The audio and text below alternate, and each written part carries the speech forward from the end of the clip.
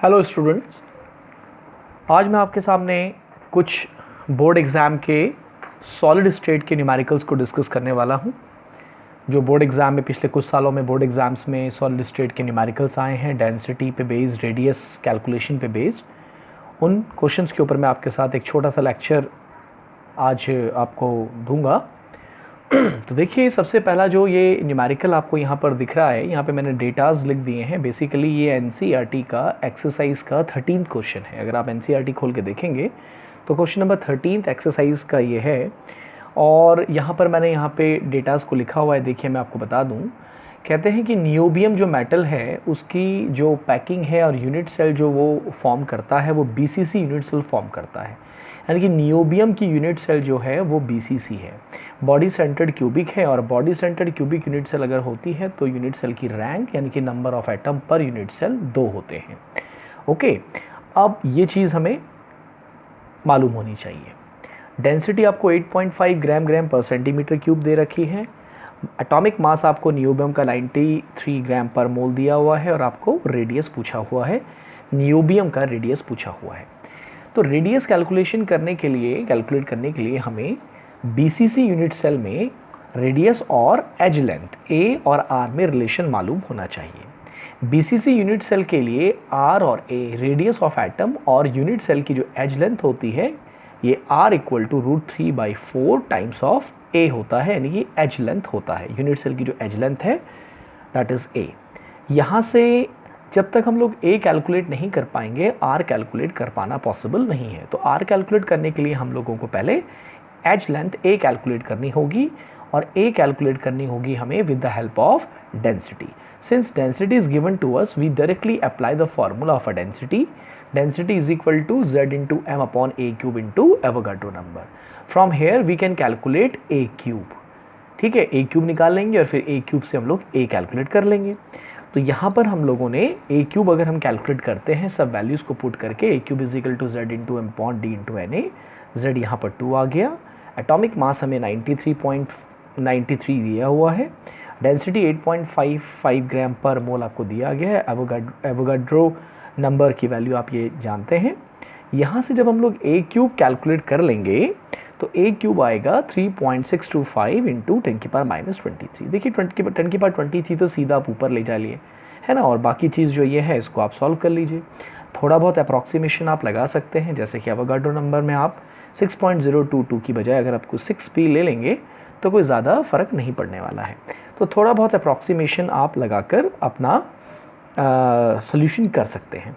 तो A cube यहाँ से आएगा 3.625 इंटू 10⁻23 सेंटीमीटर क्यूब। अब यहाँ पर देखें बच्चों, कोशिश क्या करें कि हमेशा जो आपकी पावर्स हों, 10 की पावर हो, चाहे प्लस में हो चाहे माइनस में हो, वो इवन नंबर में अगर हो तो ज़्यादा ईजी होगा आपको कैलकुलेट करना ए क्यूब। ओके, क्योंकि हमें यहाँ पे से ए क्यूब आपको दिया हुआ है तो हमें यहाँ से ए निकालना होगा। It means that we have to calculate the cube root of this number. तो अगर ये ऑड की बजाय पावर इवन में हो तो इसे सॉल्व करना ज़्यादा आसान होगा। तो 24 बनाने के लिए हम क्या करेंगे, हम लोग इसको 3.625 को हम लिखेंगे 36.25, यानी कि डेसिमल को एक प्लेस हम लोग आगे ले गए हैं और डेसिमल आगे जाने पर ये 10⁻⁻1 आएगा और 23 के साथ वो ऐड होकर -24 हो जाएगा। तो A cube is equal to this much और ए यहाँ से निकालेंगे तो A is equal to cube root of this. अब देखिए लॉजिकली, और अगर हम लोग बात करते हैं तो बच्चों ये यहाँ पर हम लोग कैलकुलेशन करते हैं, ये हम लोग लॉग की मदद से करते हैं। You have to take log on both side और लॉग के फिर रूल लगाकर और लॉग के कॉन्सेप्ट से ये आगे सॉल्व किया जाता है। लेकिन यहाँ पर हम लोग थोड़ा सा टाइम सेव करने के लिए अगेन अप्रॉक्सीमेशन मेथड का सहारा ले सकते हैं।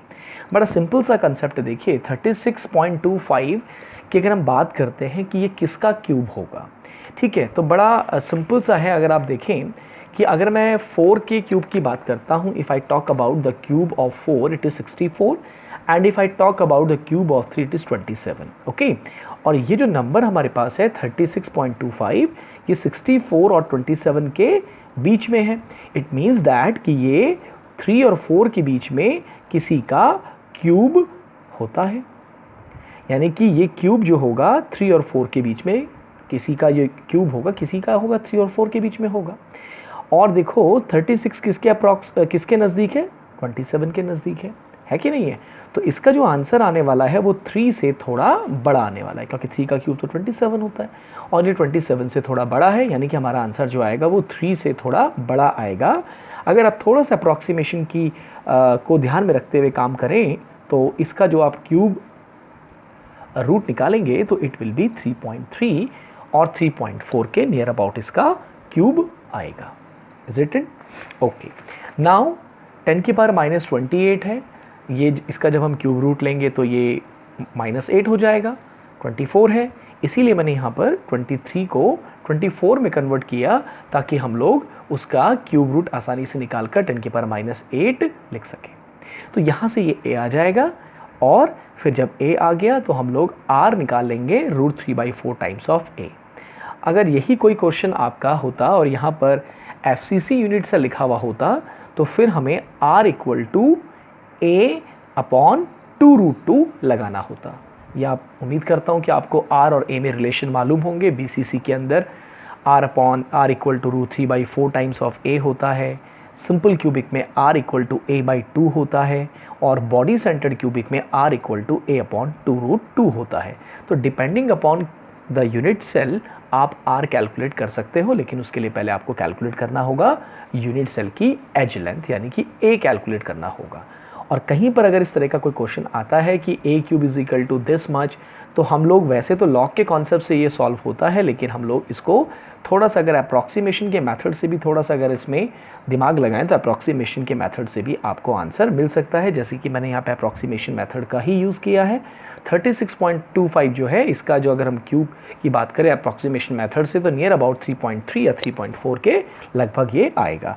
बस अब यहाँ पर आपको वैल्यूज़ पुट कर देनी है और सॉल्व करके आपको यहाँ से रेडियस मिल जाएगा।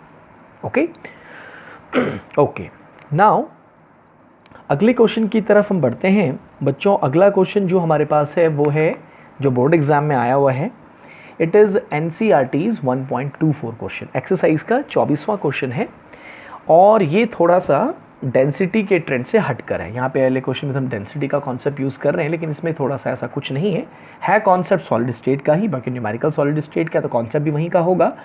तो देखिए बहुत बेहतरीन क्वेश्चन है और बहुत सिंपल क्वेश्चन है, लेकिन बहुत अच्छा क्वेश्चन है, ज़रा ध्यान देंगे। एल्यूमिनियम की बात होती है, यहाँ पर नियोबियम की बात हुई थी, यहाँ पे नियोबियम मेटल की बात हुई थी, यहाँ पे एल्यूमिनियम की बात कर रहे हैं कि एल्यूमिनियम की जब हम लोग एटम्स की पैकिंग करते हैं तो वो CCP पैकिंग होती है, क्यूबिक क्लोज पैकिंग होती है। ओके, R आपको दिया हुआ है 125 पिकोमीटर, अगर हम लोग इसको सेंटीमीटर में देखें तो 10 की पावर -10 सेंटीमीटर से मल्टीप्लाई कर देंगे। बस इतनी इन्फॉर्मेशन हमें गिवन है कि एल्यूमिनियम की जो पैकिंग है वो क्यूबिक क्लोज पैकिंग है, रेडियस आपको दिया हुआ है और आपसे दो बातें पूछी गई हैं। पहली बात आपसे पूछी गई है कि एज लेंथ बताइए, एज लेंथ कितनी होगी, यानी कि A बताइए कितना होगा, और दूसरा आपको बताना है number of unit cell in 1 centimetre cube. 1 centimetre cube volume में, 1 centimetre cube is a volume, तो 1 सेंटीमीटर क्यूब वॉल्यूम में कितनी यूनिट सेल प्रेजेंट होंगी। तो देखें अगर हम पहले की बात करें A कैसे निकलेगा, भाई A निकलेगा R की मदद से, R निकलता है A की मदद से, A निकलता है R की मदद से। अब हम यहाँ पर R किस यूनिट सेल के लिए अप्लाई करें, R = हम सिंपल क्यूबिक रखें या R हम BCC का रखें या FCC का रखें, तो ये चीज़ बच्चों यहाँ पर हिडन है, ज़रा ध्यान दीजिएगा। CCP क्यूबिक क्लोज पैकिंग अगर किसी चीज़ की होती है तो वो हमेशा FCC यूनिट सेल फॉर्म करता है, ये बात आप ध्यान रखेंगे। यानी कि CCP packing cubic close packing अगर किसी की है तो इसका मतलब वो हमेशा वो एलिमेंट या वो एटम हमेशा FCC यूनिट सेल फॉर्म करेगा। तो पहली बात तो आपको यहाँ से यही बात क्लियर होनी चाहिए, FCC यानी कि इसके अंदर हिडन है FCC। तो यानी कि अगर हमें A निकालना है तो हम R और A में रिलेशन लगाएंगे कौन सी यूनिट सेल का, FCC यूनिट सेल का।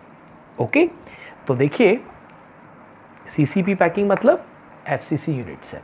नाउ FCC यूनिट सेल के लिए R बराबर क्या होता है, R = a/2√2, और यहाँ से हम लोग बड़ी आसानी से A कैलकुलेट कर सकते हैं।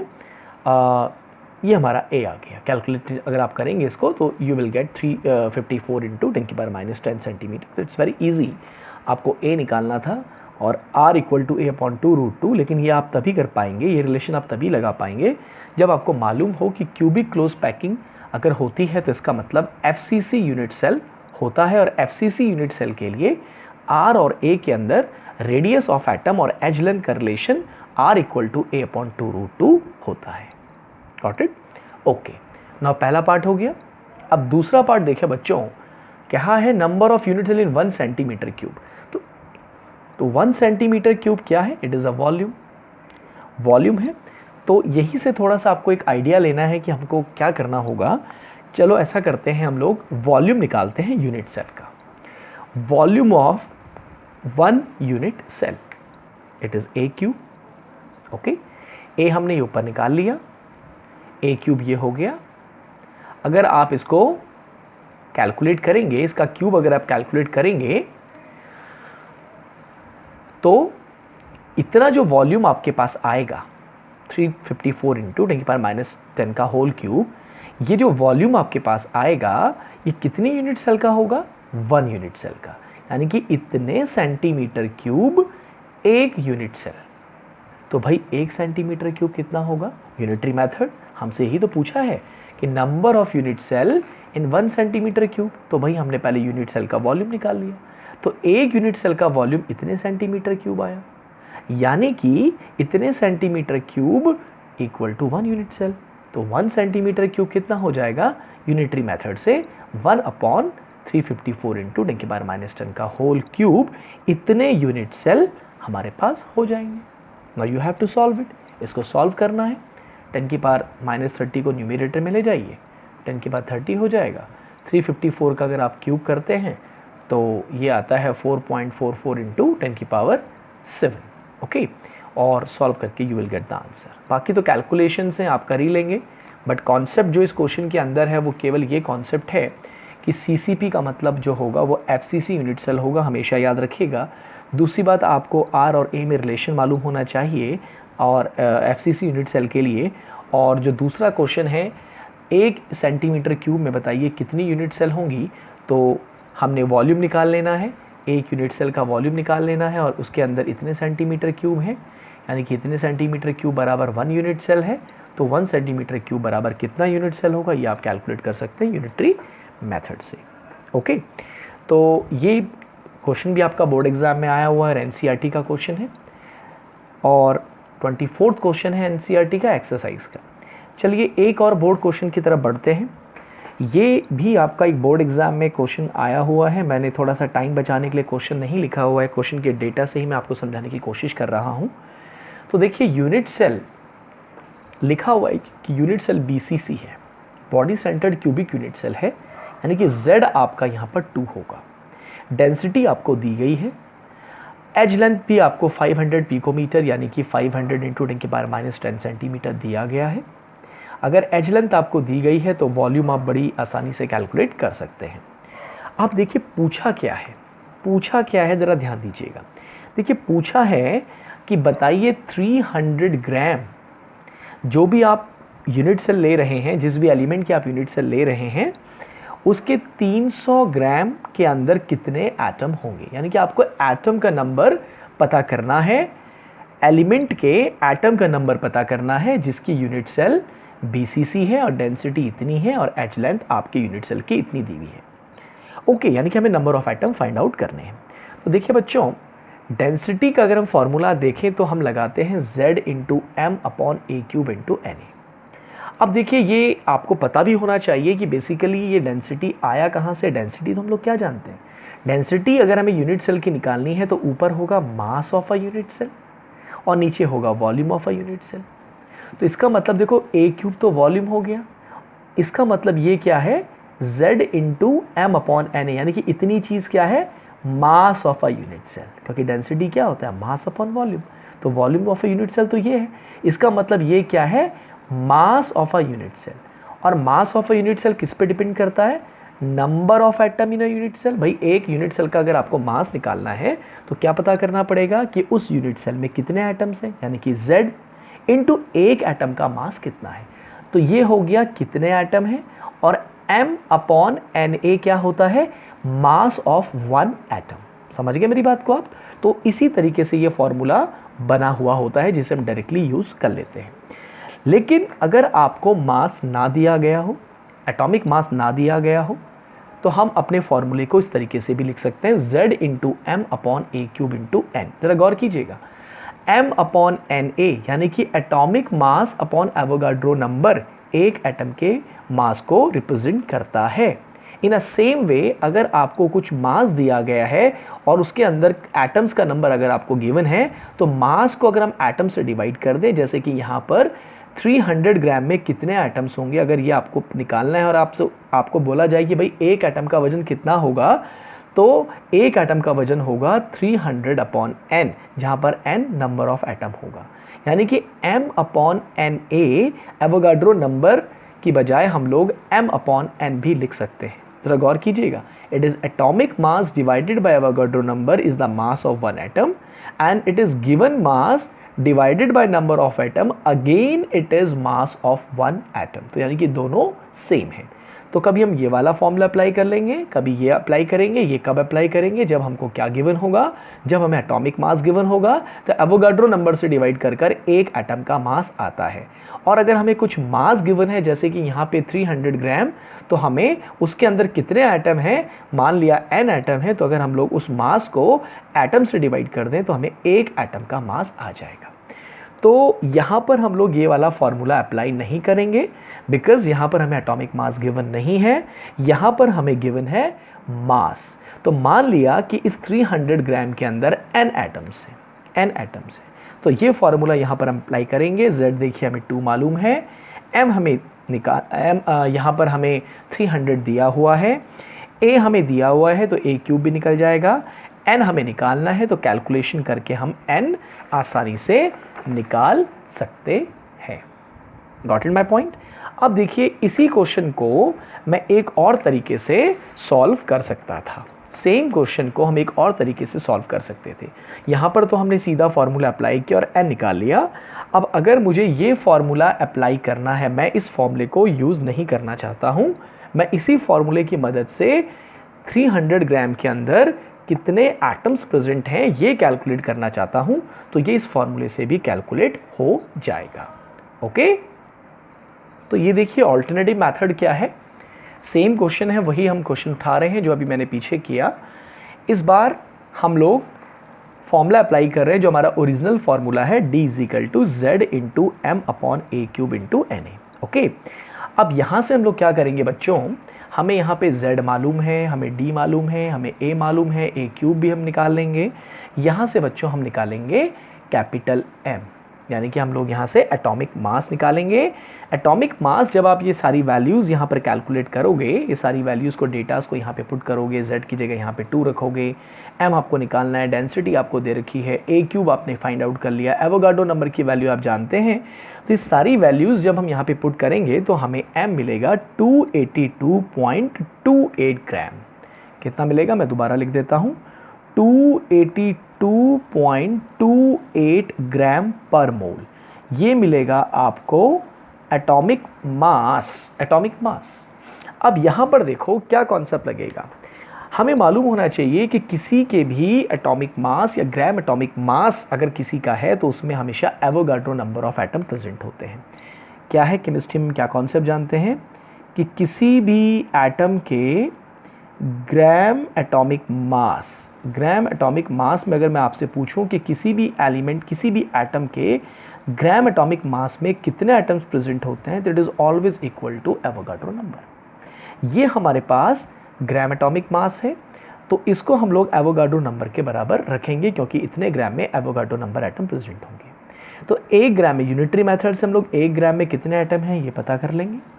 और हमें क्वेश्चन में क्या पूछा गया था कि 300 ग्राम में कितने एटम हैं, तो एक एटम का हमने 1 ग्राम में कितने एटम है कैलकुलेट कर लिया और इंटू 300 से अगर हम मल्टीप्लाई करेंगे तो हमें पता चल जाएगा कि 300 ग्राम में कितने एटम्स प्रेजेंट हैं।